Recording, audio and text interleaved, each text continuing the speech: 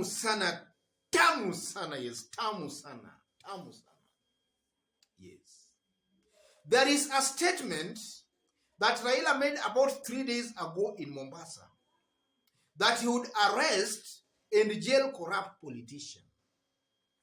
And that statement was perceived to be targeting William Ruto. And it has been discussed in various political forums. There are a group of people, or rather there are people who believe that that statement was ill-timed and might just ruin Raila Amolo Odinga's political chances of clinching the presidency. And then equally, there are those who strongly believe that that statement enhances Raila Amolo Odinga's chances of clinching the presidency. So we have these two sides, these two opposing sides. So in this video right now, I want us to analyze and dissect in details why I strongly believe that that statement by Raila Amolo Odinga was the best political statement he has made this year. So in case you've just bumped on this YouTube channel, tap on the subscription button and also kindly give this video a like. Give it a like, please. Give it a like. Straight away to our discussion. Yes. Raila Amolo Odinga is a seasoned politician. A seasoned politician. And is regarded as one of the best strategist politicians we have in this country. Raila has already looked at 2022 presidential race. And from where he sits, he knows for a fact that his main challenger will be one William Ruto. So Raila is just trying to identify William Ruto's soft belly, or rather the weakest link in William Ruto, and that's corruption. So Raila Amolo Odinga wants to run with that campaign or strategy of corruption and integrity, because it's widely known and also widely believed that William Ruto is a very, very corrupt politician. It's widely assumed that way. Because in 2018, immediately Uhuru and Ruto came in for their second term, an opinion poll was done by Synovate, a research firm. And a majority of Kenyans ranked Ruto as the most corrupt politician. That was back in 2018. So I can argue here that Kenyans largely view Ruto as a very corrupt politician. That is that. So Raila wants to run away with that card of corruption and integrity because he believes that's William Ruto's weakest link. And William Ruto also, immediately Raila and Uhuru shook hands. William Ruto, being a smart politician, he knew for a fact that come 2022 election, Raila, Uhuru and Gideon Moi would be on one political side. So William Ruto flipped the dynasty card because he believed that that was the weakest link of Uhuru, Raila and Gideon combined. So he flipped the dynasty card. So Raila has also just flipped the corruption card because he believes that's William Ruto's weakest link. Yes. And for a fact, ladies and gentlemen, if Raila can sustain that tempo of jailing the corrupt, if you look at Raila's political base, you know, Raila is who he is today because he has been fighting about corruption and he has been exposing about corruption. And Raila we have today was built because of his constant fight against corruption and social justice for the masses. So that statement by Raila Amolo Odinga really elicited joy among his staunch supporters, because that's the Raila the supporters knew. So that's a very powerful campaign tool, and Raila Amolo Odinga should just maintain that. He should repeatedly repeat that. He should repeat that constantly. It will yield fruits. The second reason I believe that was the best political statement by Raila Amolo Odinga, it's widely believed that in the past elections, Raila Amolo Odinga has been winning elections, but his election has always been stolen by what we have been told, the system or even the deep state. So this time round, Raila is positioning himself to be speaking the same language with the deep state.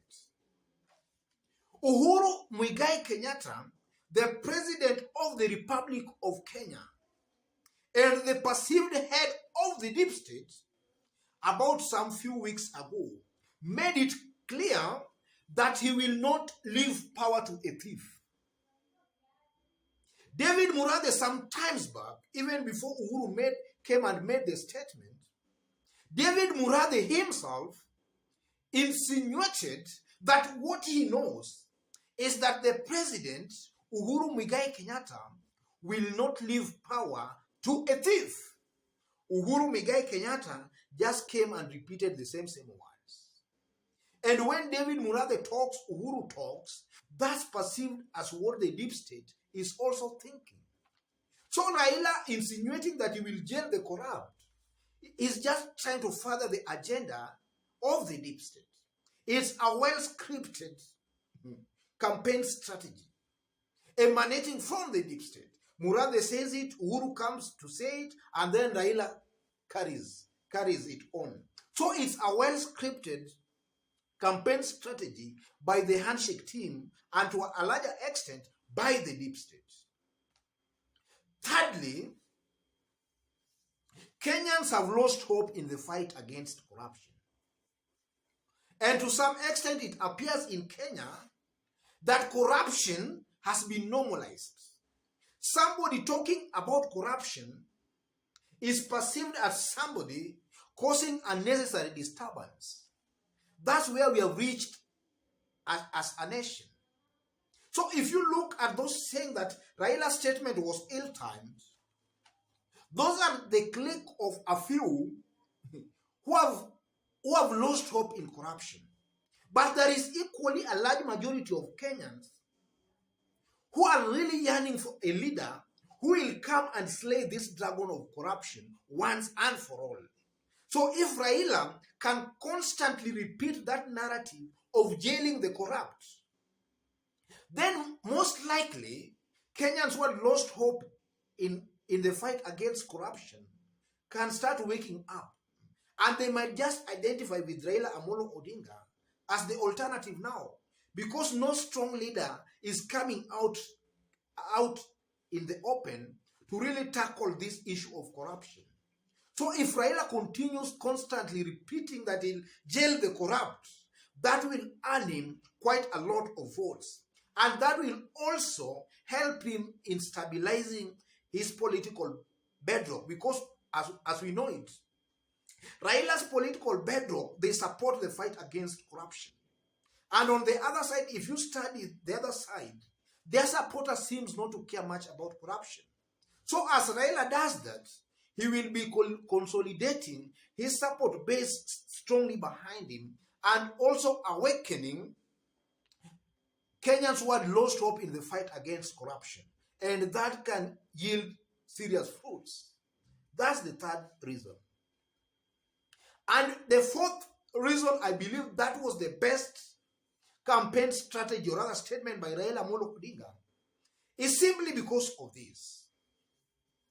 If you look at Auditor General's report about corruption, the Auditor General's report is very clear that in every budget, Kenyans lose about a third of their annual budgets to corruption. Every budget, Kenyans lose about a third of that budget to corruption. Assuming we have a budget of 3 trillion, 1 trillion disappears into men's pockets. These are things Kenyans know. But they lack somebody who can really take action against these people who are corrupt. So by Raila coming out to strongly on that, I think he will be standing above his competitors as we head towards 2022 elections. So that is the best thing, and Raila Amolo Odinga should constantly repeat that. Let him have that as his campaign strategy. Let him combine that, fight jailing the corrupt, and also let him bring on the ethnic card, 2 communities dominating the rest. Let him combine those two factors, and then he will be home. He will win the presidency if he can really constantly remind Kenyans that he's going to jail the corrupt, and then can also talk about 2 communities dominating other Kenyans for all these years. Those are 2 powerful campaign tools and strategies. And then finally, as Raila talks about jailing the corrupt, Kenyans are now going to ask, is he just talking, or is he able to do that? And to answer that, they are going to look at Raila's background. When he was in power, has he been able to show some commitment in the fight against corruption? And as they ask that question, because now Ruto will be Raila's main competitor, they are also going to ask, what's Ruto's campaign strategy? His campaign strategy is about hustlers, helping mamambogas and the bodas. That's Ruto's campaign strategy. They are also equally going to ask, when Ruto was in power, or has he been able to demonstrate that he can uplift the mamambogas, the bodas to that level he's talking about now? The answer is very, very clear that Ruto has been in power now for almost 9 good years. In the first 5 years in government, Ruto was acting more or less as a co-president, but he never showed pretty well that he could uplift the living standards of these hustlers he's talking about. He has not come out to demonstrate that. But now again, if you look at Raila Amolo Odinga, during the Grand Coalition government, he demonstrated that actually he can actually sacrifice his closest political allies who are mentioned in corruption. We all know that in 2007, or rather during the Grand Coalition government, Ruto was a very strong pillar in Raila political circles. And Raila had to sack William Ruto when Ruto was adversely mentioned in the maize scandal. So Raila has proved that he can be brave and bold enough to take action against the corrupt individuals. Otherwise, folks, let me leave it there for today. Just as I did mention when we were starting, if you've just bumped on this YouTube channel, tap on the subscription button and also give this video, give it a like. Thank you. God bless you. God bless Kenya. Tamu sana. Tamu sana.